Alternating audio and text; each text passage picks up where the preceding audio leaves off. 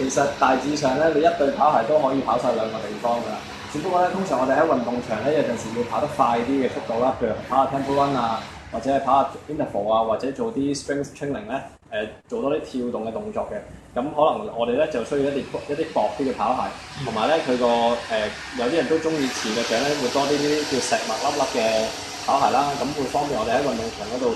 容易啲找實笪地嘅。咁我哋呢啲石墨粒粒可以跑出街咧都冇問題嘅，只不過佢攝得好快咁解嘅啫。咁啊跑街咧，由於即係街嘅嗰個表面咧，比起運動場咧比較硬好多嘅。咁所以咧，我哋跑街尤其是跑長距離嘅時候咧，咁我哋可以揀一啲比較厚身少少嘅跑鞋啦。咁方便我哋隻腳咧去跑長時間嘅跑動嘅時候咧，都唔會咁容易腳板底痛，就係咁啦。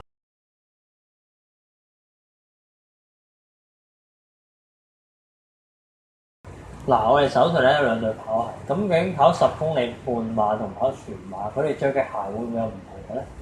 咧？我哋咁樣睇啦，我哋跑10公里，我當你同一個人10公里半馬同埋全馬咧，佢嘅速度都會有唔同嘅。即係10公里就理論上應該係最快啦。咁所以咧，佢就可以着一啲比較薄身嘅跑鞋嘅。10公里去到半馬都可以着一啲譬如 Spacer 呢啲比較薄身嘅跑鞋，方便我哋發揮我哋自己最快嘅速度啦。咁但係咧，我哋因為譬如跑全馬，我哋跑嘅距離比較長嘅，咁容易啲跑到腳板底痛嘅。咁隻腳因為長時間都喺馬路上嗰度跑好耐嘅時間嘅，咁所以咧，我哋通常咧跑全馬嘅，我當比賽鞋又好，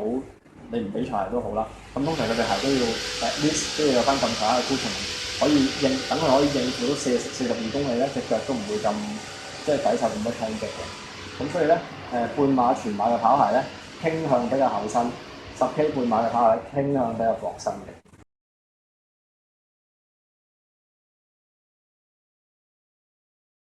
翻落清水嗰度浸一陣啦，咁我哋等嗰啲汗冇咗先，跟住咧我哋可能可以揾啲牙刷去刷下嗰啲邊嗰啲沙石位啊咁樣啦。咁另外咧，如果你想慳啲功夫咧，你掉翻落洗衣機都冇問題嘅，但係要注意咧，你個轉速要盡量低啦，同埋個水溫要盡量低嘅。咁